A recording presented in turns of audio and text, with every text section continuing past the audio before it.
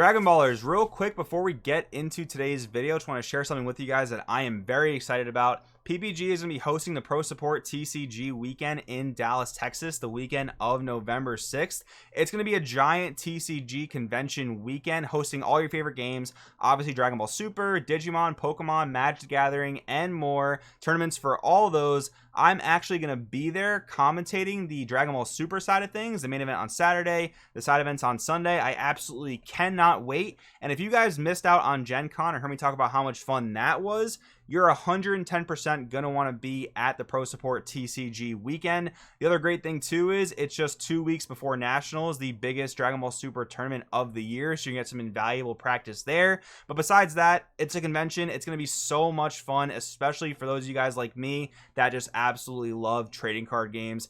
Definitely check it out. The link to sign up will be in the description. I really hope to see you guys there. Now let's get into the video.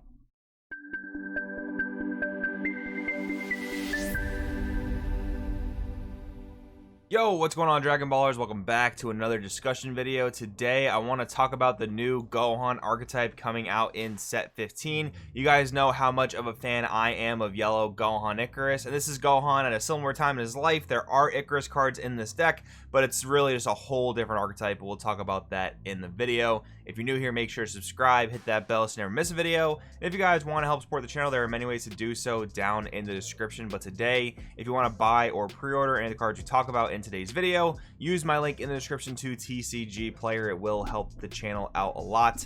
That being said, let's get right into it. Looking at the leader, we have the unawakened side, Gohan.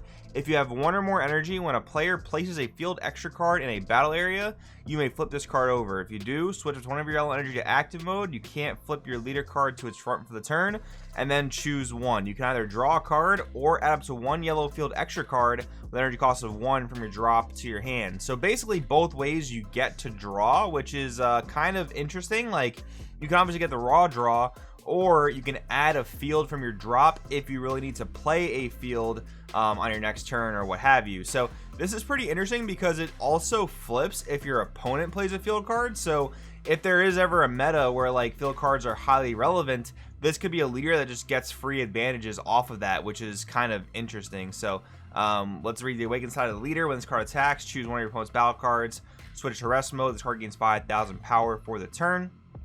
Auto once per turn. When this card KOs an opponent's battle card, switch this card to active mode, so you have potential for a dual attack there. Pretty interesting.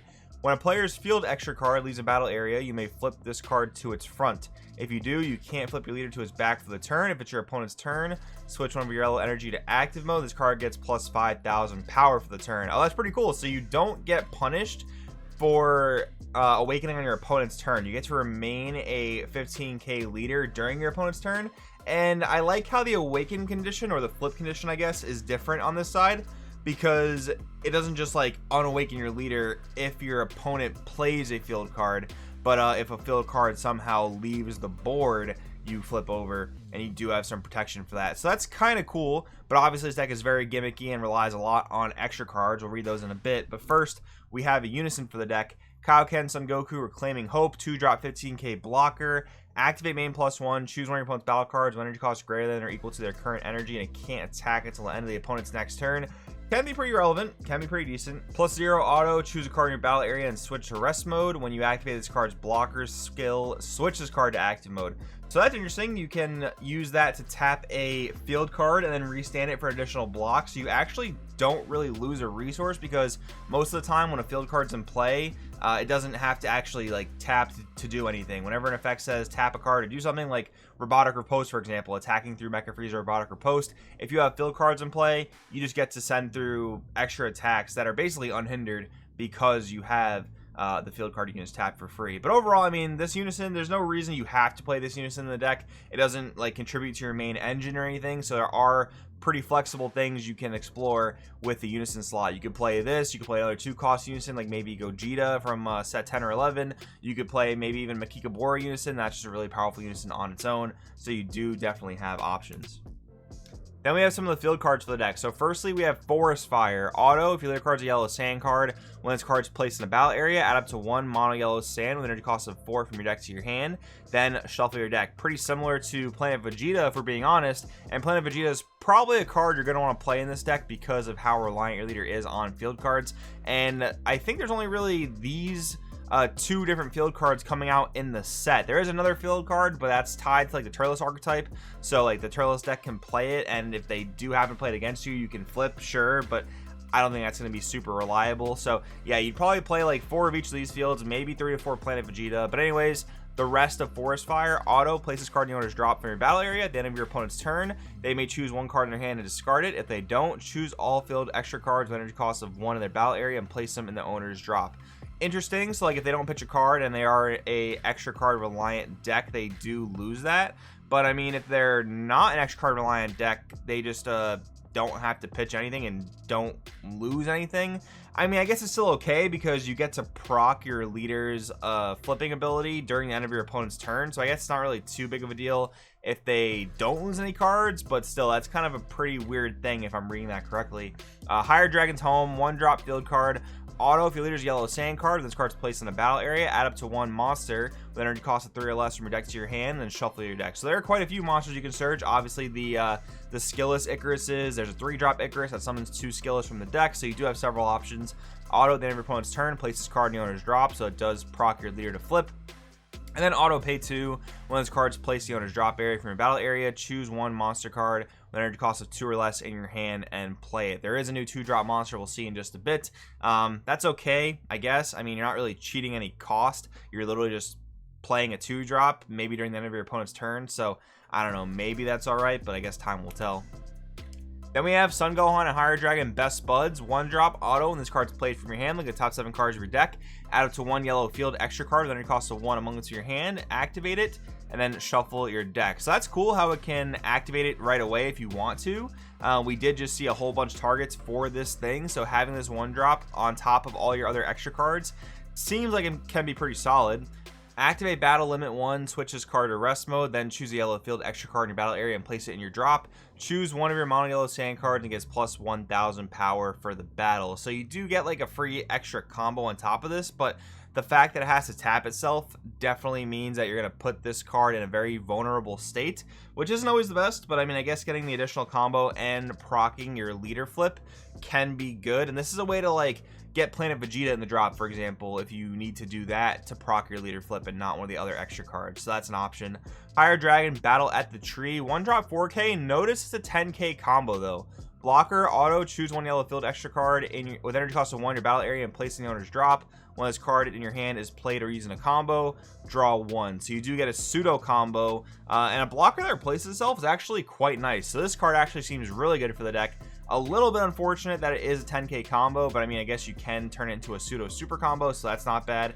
And I just wanted to show this Higher Dragon skillless art because I actually really like this. I kind of wish, like in the anniversary box or something, that they reprinted a Higher Dragon skillless with like a really nice artwork, something a little bit more flashy, more dragon-like, because the one we currently have is just like Icarus and Gohan. This one's just Icarus, but I think it's kind of cute that he's sleeping, so that's pretty cool. But anyways, moving along. Like I mentioned before, there is a new 2-drop monster, the Wilderness Monster. Just 2-drop 20K. Nature's Revival, though, is a new extra card. It's not a field card, but it is a desire. Not that any yellow wish decks are super relevant, but it does have an interesting effect, I guess. Play up 2 skillless monster cards under a cost of 1 and 2 respectively from your deck in rest mode, then shuffle your deck. So, I guess for 2 or possibly free if you're playing a wish leader, you get to play this guy in rest mode for a 20K battle card to hopefully resand during your next turn, and you get to play like just a random 1-drop Icarus that's probably going to get attacked over. So yeah, I mean, this card is very odd, not amazing by any means, but thought it was kind of worth mentioning. And then we have a few supporting cards. So Krillin, Battle at the Tree, 1-drop. If you have a field card in your battle area, this card gains blocker. If you don't have a field card in your battle area, when this card's played from your hand, activate up to 1 yellow field with an energy cost of 1 from your drop. So there are a lot of ways to get your engine going and to keep it going after you've used your first field card. So for example, like this is kind of the Berry Blue to King Cold for this Gohan Icarus deck in a way. It's not terrible, but I mean, again, you're just relying so heavily on those extra cards that if you miss them early, or if something were to happen where you can't get the engine going, that's going to be really bad. Tien, Shinhan, Chaozu, battle at the tree, 1-drop blocker, switches card to rest mode. When your opponent uses a skill to play a battle card with energy cost greater than the current energy, choose it and switch to rest mode. Nothing pertinent to the Gohan deck, but it is just like a generic yellow card that can interrupt your opponent playing certain battle cards. Gohan, the Misadventure, 4-drop, 19k blocker, permanent. If this card in your battle area, you place the owner's drop by one of your skills, essentially the owner's warp instead, so it can't be like Cell Xenobait pretty much. Auto, pay yellow if your leader card's yellow. When a yellow field extra card in your battle area is placed in the owner's drop, play this card from your hand, then choose one of your opponent's battle cards or Unison cards ignoring barrier and switch it to rest mode. So this is like kind of a 1-drop power of the Super Saiyan that can come in, tap anything. The fact that it ignores barrier is kind of nice, so you can interrupt a few more things, and you can very easily do this defensively, so you can like play this, tap something, get an additional block. So far we've seen some really defensive prowess for the deck, but we haven't really seen anything that actually helps you win the game. So let's see the final slot of cards. We have some super rares for the deck. So firstly, Goku Steadfast Assistance, 3-drop blocker counterplay. The battle card being played is played in rest mode, then play this card and draw 1. And then permanent, when activating this card's counter skill from your hand, reduce this card's cost by 1 for each yellow extra card in your battle area, energy area, and drop area. So very similar to Robotic Riposte, this card is absolutely incredible. A 1-drop giant ball that draws a card and does not have to choose the battle card, and it's a blocker on top. This card like kind of single-handedly power creeps Crusher Ball and Giant Ball, assuming you play enough extra cards to make this live, which a lot of yellow decks nowadays are playing. 4 power of Super Saiyan, 2-3 Vegeta Final Flash. This card's absolutely incredible. Piccolo, battle at the tree, 2-drop 5k blocker, counter attack, negate the attack, play this card, and you can't activate counter attack skills for the turn. Permanent, when activating this card's counter skill from your hand, if your leader is a yellow Saiyan card, choose one yellow field extra card with an energy cost of 1 in your hand or battle area and place the owner's drop.